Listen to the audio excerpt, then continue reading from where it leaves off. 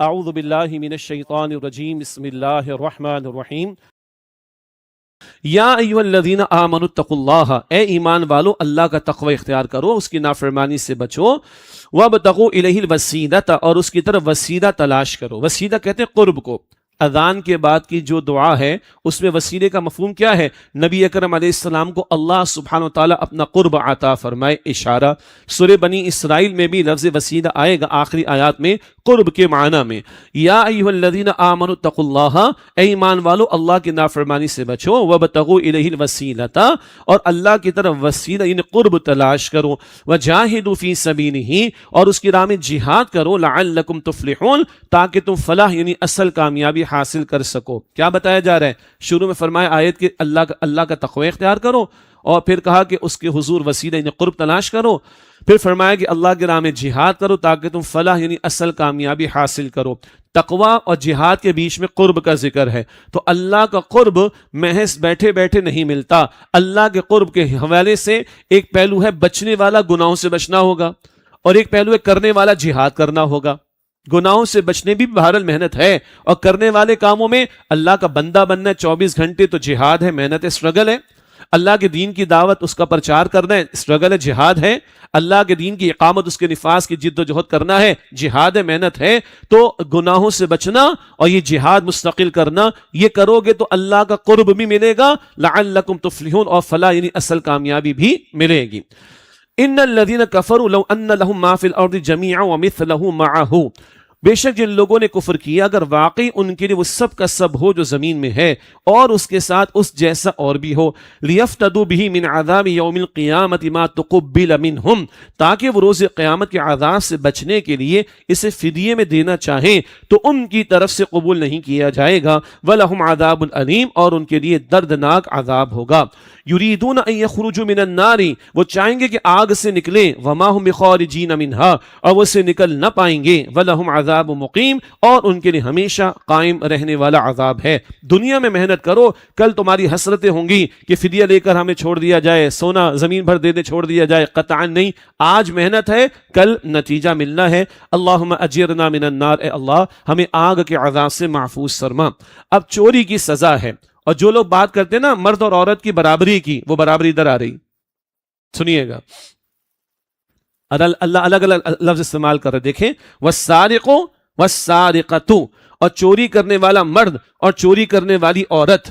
اللہ صرف چور کہہ دیتا نہ، چوری کرنے والا مرد اور چوری کرنے والی عورت۔ جیسے ہم نے بار بار کہا، اللہ کو راضی کرنے کا میدان کھلا ہے، آخرت میں کامیابی کے حصول کا میدان کھلا ہے، اس میدان میں دونوں کے لیے بالکل برابر مواقع ہیں۔ اسی طرح ادھر بھی برابری ہے، چوری مرد کرے یا چوری عورت کرے، سزا دونوں کے لیے ہے۔ آگے وضاحت آ رہی، والسارق والسارقۃ، اور چوری کرنے والا مرد اور چوری کرنے والی عورت، فاقطعوا ایدیہما، تو ان دونوں کے ہاتھ کاٹ دو، جزاء بما کسبا، اس جرم کی سزا میں جو ان دونوں نے کمایا، نکال من اللہ، یہ اللہ تعالیٰ کی طرف سے عبرتناک سزا ہے، واللہ عزیز حکیم، اور اللہ بہت غالب بڑی حکمت والا ہے۔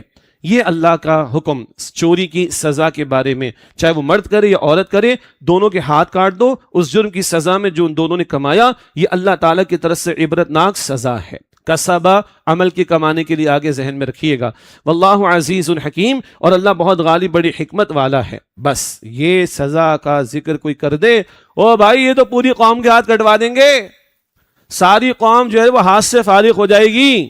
یہ جملے بڑے پرانے ہیں اس ہمارے معاشرے میں۔ ہمارا سوال ہے، بھائی چوری کی سزا سے خوف کسے ہوگا؟ چور کو۔ تو جو لوگ یہ کہتے ہیں ان سے بات کر رہا ہوں، آپ سے نہیں۔ آپ کو چوری کرنی ہے؟ نہیں، تو آپ پریشان کیوں ہیں چوری کی سزا سے؟ قاتل کو قتل کیا جائے، قصاص، وہ قصاص ہے بہرحال، اس سے ڈر کسے لگنا چاہیے؟ وہ کہتے بڑی عجیب قسم کی سزا، میں لفظ استعمال نہیں کرنا چاہتا، بڑی انتہائی بے ادبی ہو جاتی ہے اس میں۔ آپ کو قتل کرنا ہے؟ نہیں، تو آپ کو ٹینشن کیوں ہے؟ تو چوری کی سزا سے ٹینشن کسے ہوگی؟ چوری کرنے والے کو نا، تو ہونی چاہیے نا، تاکہ چوری نہ کرے۔ ڈاکوں کی سزا پہلے آ گئی، کس کو ڈر ہوگا؟ ڈاکے ڈالنے والے کو، تو ڈرے، بچے گا، خود بھی اپنے آپ کو بچائے گا، لوگوں کا مال بھی محفوظ رہے گا۔ عجیب لوگ ہیں۔ اور بھائی سبحان اللہ، تفصیل میں جائیے، ہاں کیا کسی نے ٹھیلے سے کیلا اٹھا لی اس کا بھی ہاتھ کاٹیں گے؟ سیب اٹھا لی اس کا بھی ہاتھ کاٹیں گے؟ اسکول میں ایک بچے نے دوسرے بچے کی پینسل اٹھا لی تو اس کے باپ کو بلا کے کچھ اس کو سرزنش کریں گے؟ یہ چھوٹی موٹی چیز پر نہیں ہے، اور ایسی چیز کہ جو قبضے میں ہو، پروٹیکشن کے اندر ہو، اس کا اصول بتایا گیا، پھر اس کی قمالیت بھی ہوگی، اس کا اصول بتایا گیا۔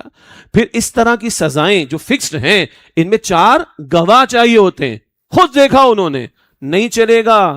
آج کل کا سلسلہ فوٹوگرافی اور یہ ویڈیو سب ایڈٹ ہو رہا ہے، اب اے آئی جنریٹڈ ہو رہا ہے۔ قربان جائیے ہمارے فقہا کی اس بصیرت پر کہ انہوں نے کہا کورٹ کی پروسیڈنگز کے اندر کہ یہ سارا کچھ جو میڈیم ہے یہ سپورٹیو ہو سکتا ہے، کنکلوسیو نہیں ہو سکتا۔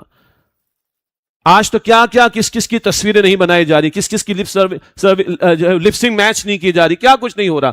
4 گواہ خود دیکھیں اور چاروں کے چاروں وثوق کے ساتھ گواہی دیں، ذرا ایک کا شک، یہ سزا نافذ نہیں ہوگی۔ یہ سب تفصیلات ہیں، اور کون نافذ کرے گا؟ وقت کی اتھارٹی کے تحت ہوگا، اسلامی ریاست ہوگی اس کے تحت ہوگا۔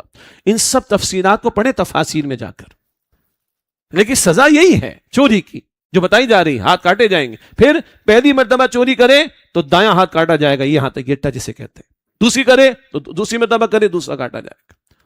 اور بڑا پیارا جملہ مفسرین نے لکھا، ہاتھ یہ قیمتی ہے بھائی، اگر امین ہے، امانت دار ہے یہ ہاتھ تو یہ قیمتی ہے، اور اگر امانت دار نہیں ہے تو پھر یہ خائن ہے، یہ ذلیل کیا جائے گا۔ اللہ اکبر۔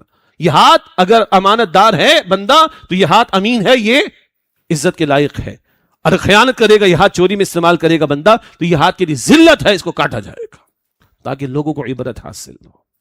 اگلی بات، اسلام نے صرف سزائیں نہیں بتائی ہیں، اسلام نے عدل کا نظام بتایا ہے، اسلام نے کفالت کا حکم دیا ہے، اسلام نے اسلامی ریاست کے ذمے کفالت لگائی ہے۔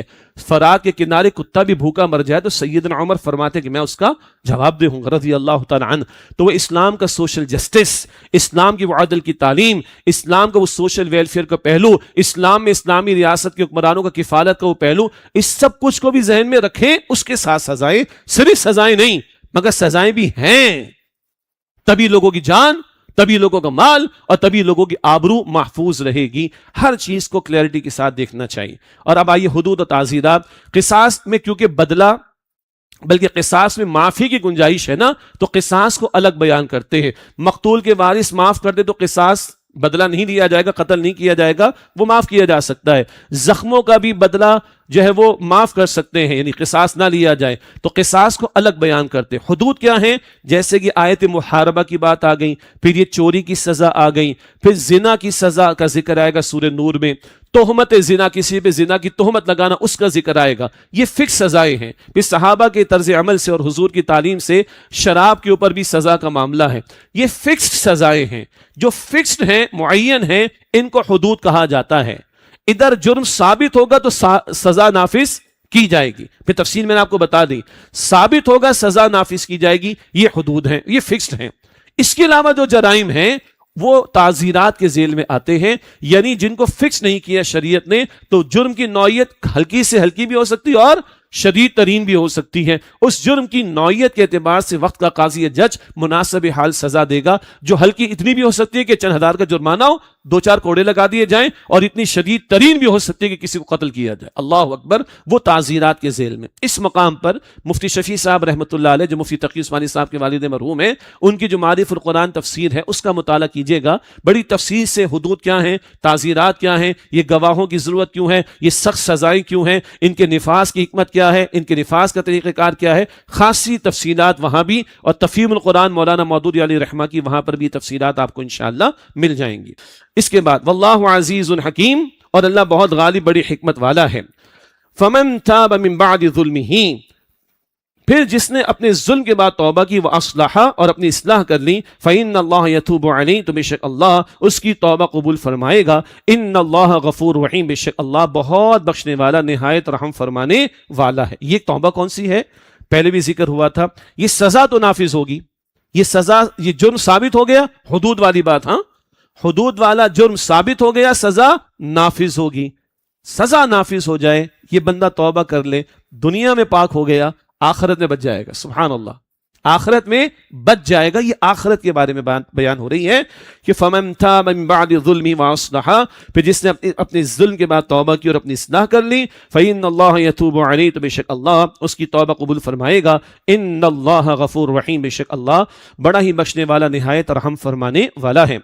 الم تعلم، کیا تم نہیں جانتے، ان اللہ لہ ملک السماوات والارض، کہ اللہ تعالیٰ ہی کے لیے بے شک آسمان و زمینوں کی بادشاہت ہے. یعذب من یشاء ویغفر لمن یشاء، وہ جسے چاہتا ہے عذاب دیتا ہے اور جسے چاہتا ہے معاف فرما دیتا ہے. واللہ علی کل شیء قدیر، اور اللہ ہر چیز پر خوب قدرت رکھنے والا ہے. وآخر دعوانا ان الحمد للہ رب العالمین، والسلام علیکم ورحمۃ اللہ وبرکاتہ.